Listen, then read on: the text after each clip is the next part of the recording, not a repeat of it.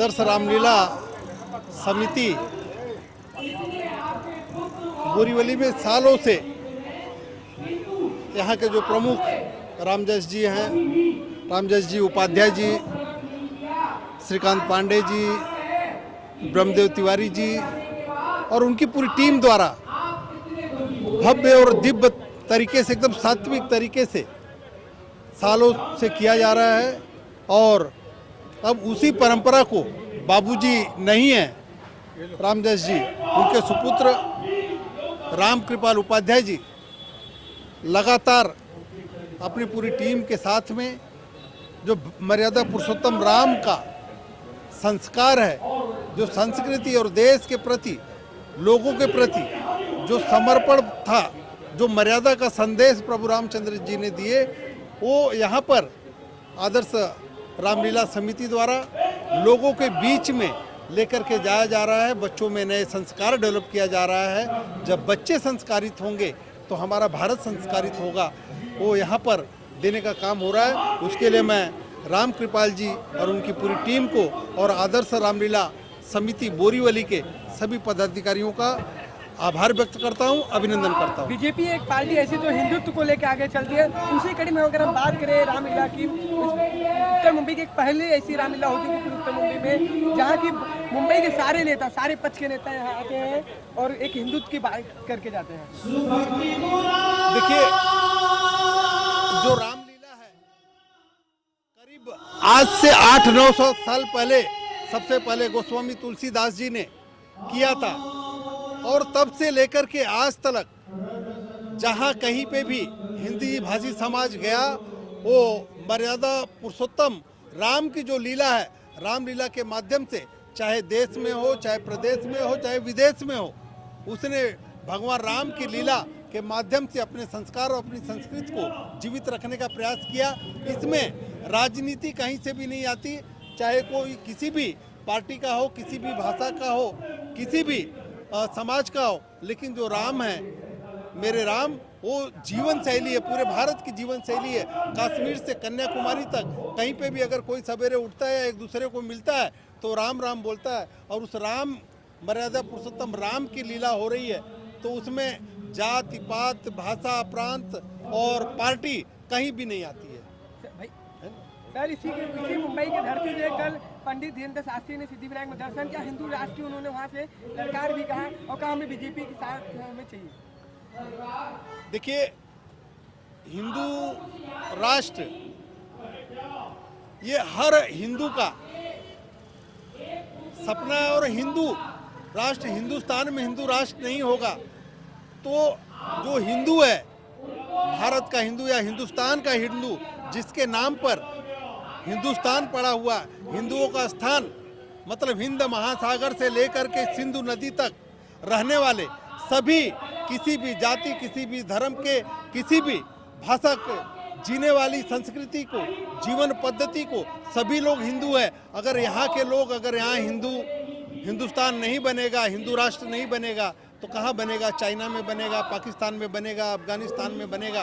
तो ये कोई गलत बात नहीं है।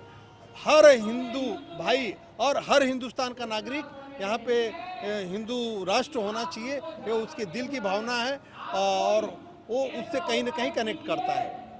रामलीला समिति द्वारा 4 दशकों से ज़्यादा का रामलीला आयोजन होता आ रहा है इसी बोरीवली पे। आप ही का वार्ड अगर हम से, आप इसी वार्ड की नगर सेवक हैं, तो क्या कहें? मैं ये जरूर कहना चाहूँगी कि रामलीला 45 ईयर से यहाँ पे चालू है।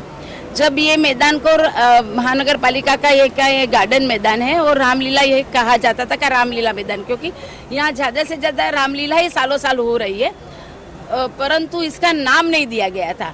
जब रामजस उपाध्याय जी साहब का अंतवास हुआ, उनके बाद हमने उनका नाम दे करके आज 10 साल हो गए, 12-13 साल हो गए, जो ये मैदान का रामजस उपाध्याय रामलीला मैदान कहा गया है।